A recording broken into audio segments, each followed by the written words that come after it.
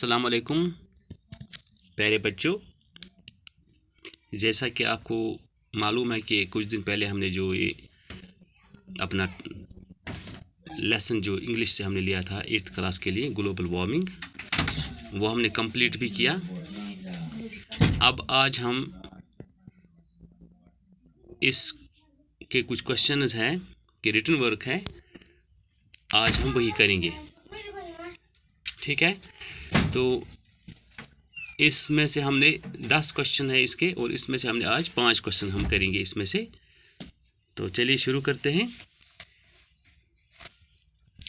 आपको क्या करना है, फिर इस जो क्वेश्चन मैं आपको यहाँ पे बताऊंगा, इनके आंसर्स भी मैं बताऊंगा, उनको फिर आप नोटबुक पे लिखना। ठीक है, तो क्वेश्चन नंबर 1 जो है, जो पहला क्वेश्चन है, why has the earth's average surface temperature increased? कि एवरेज टेम्परेचर जो है अर्थ सरफेस पे वो क्यों इंक्रीज हो रहा है। जो ग्लोबल वार्मिंग जो हमने पढ़ा, तो इसका जो रीज़न है वो यही है। तो चलिए हम इसका आंसर देंगे। आंसर है, one of the major reasons for the increase in the earth's average surface temperature is the increasing concentrations of greenhouse gases produced by human activities such as deforestation and burning of fossil fuels। ठीक है ना, तो जो खास इसकी जो वजह है, जो इंक्रीज हो रहा है यहाँ पे कि टेम्परेचर अर्थ सरफेस पे एवरेज टेम्परेचर वो इंक्रीज है, वो है कि जो ग्रीन हाउस गैसेस है वो जब प्रोड्यूस हो जाते हैं ह्यूमन एक्टिविटीज़ के ज़रिए से, जिसमें डिफॉरेस्टेशन, जंगलात का कटाव और बर्निंग ऑफ फॉसिल फ्यूल्स, इनका ज़्यादा इस्तेमाल करना, जिस वजह से एटमॉस्फेयर में वो ग्रीन हाउस गैसेस उनकी जो मिकदार है वो ज़्यादा हो जाती है। तो यही एक ख़ास वजह है कि, ठीक है। तो क्वेश्चन नंबर 2 है अब, why is the Himalayan region called the water tower of Asia? Himalayan region को वाटर टावर ऑफ एशिया क्यों कहा जाता है? इसका आंसर है, the Himalayan region is called the water tower of Asia because it has a glacial coverage of 33,000 square kilometres and it provides around 8.6 million cubic meters of water per annum to Asian countries। इसीलिए Himalayan region को water tower of Asia कहा जाता है, क्योंकि यह यहाँ पे glacial coverage है। यहाँ पर जो बड़े बड़े बर्फीले पहाड़ जो है, ये इस हिमालयन रीजन में ही पाए जाते हैं, और इससे क्या होता है, तकरीबन ये फैला हुआ है 33,000 स्क्वायर किलोमीटर्स के आसपास, और ये 8.6 million cubic metre water provide करता है पर एनम एशियन कंट्रीज़ को। ठीक है, इसके बाद है question number 3, what are the main source of water in the Kashmir valley?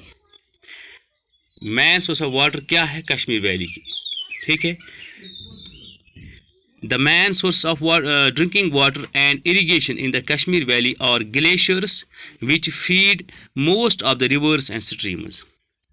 जो मेन यहाँ पर जो सोर्स ऑफ वाटर है कश्मीर वैली के, चाहे वो ड्रिंकिंग वाटर के लिए हो या इरीगेशन के लिए, वो है यहाँ के ग्लेशियर्स, जो बहुत सारे रिवर्स और स्ट्रीम्स को फीड करते हैं, जो वहाँ से उनको जो ओपनिंग होती है वहीं से होती है। ठीक है, उसके बाद है question number 4, why is water the most precious natural resource? Water जो है वो क्यों प्रीशियस नेचुरल रिसोर्स माना जाता है? प्यारे बच्चों, जैसा कि हम सबको पता है कि पानी के बगैर ज़िंदगी अधूरी है और ज़िंदा रहना भी मुश्किल है। सबसे जो अहम बात इसमें यही है, तो आंसर इसका है, life without water is not possible. पानी के बगैर कोई भी जानदार जिंदा नहीं रह सकता। Water is required for animals and crops to grow. इसके अलावा ये क्रॉप्स के लिए भी बहुत ज़रूरी है। Thus, water sustains life because besides presenting itself as one of the major energy resources in the formation of electricity, इसके साथ साथ इससे हमें जो यहाँ पे इलेक्ट्रिसिटी जो इस वक्त हम इस्तेमाल करते हैं वो हम इसी वाटर से, इसी पानी से हम हासिल करते हैं। तो ये बहुत ही प्रेशियस नेचुरल रिसोर्स माना जाता है। इसके बाद है question number 5। How has Kashmir been influenced by global warming. अब कश्मीर जो है, हमारी वैली जो है, ग्लोबल वार्मिंग का इस पे क्यों ये इन्फ्लुएंस हो गया? ड्यू टू, इसका आंसर है due to global warming the glaciers in Kashmir are receding at an alarming rate. जब ग्लोबल वार्मिंग हुई तो इसमें इस लपेट में हमारी वादी भी आ गई। तो जो ये कमी हो रही है, जो यहाँ के ग्लेशियर्स हैं उनमें बेतदरीज कमी होती जा रही है। We have lost 18% of the Kolahoi glacier and about 60% of the glaciers in Suru basin from last 2 decades, at least from last 40 years। कि हमने देखा कि यहाँ पे हमने तकरीबन 18% जो कोल्हाई ग्लेशियर है, जो मेन यहाँ पे जो हमारा सोर्स है या सूर बेसिन है, उसमें से हमने 16% जो ग्लेशियर्स है वो बिल्कुल ख़त्म हो गई। Besides this, Kashmir is witnessing a reduction in snowfall, occurrence of high velocity wind storms, and drastic changes in precipitation and seasonal changes. इसके अलावा यहाँ पे इससे क्या असर हुआ ग्लोबल वार्मिंग से? जो यहाँ की रिडक्शन ऑफ स्नोफॉल यानी कि जो बर्फ़बारी होती थी उसमें बहुत ज़्यादा रिडक्शन हो गई। अब उस तरीके से बर्फ़बारी नहीं होती है।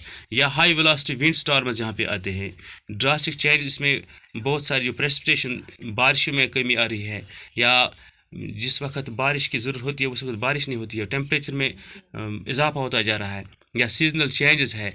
अब पता नहीं चलता है कि कौन सा सीज़न कब शुरू होता है और कब ख़त्म होता है। तो यही वजह है कि यहाँ पे इसका इन्फ्लुएंस दिखा गया है। तो प्यारे बच्चों, आज हम यही 5 क्वेश्चन करेंगे इंशाल्लाह। कल जो बाकी रिमेनिंग 5 क्वेश्चन हैं उनके हम आंसर्स आप तक पहुँचाएँगे। तो तब तक हमें दीजिए इजाज़त। अल्लाह हाफ़िज़।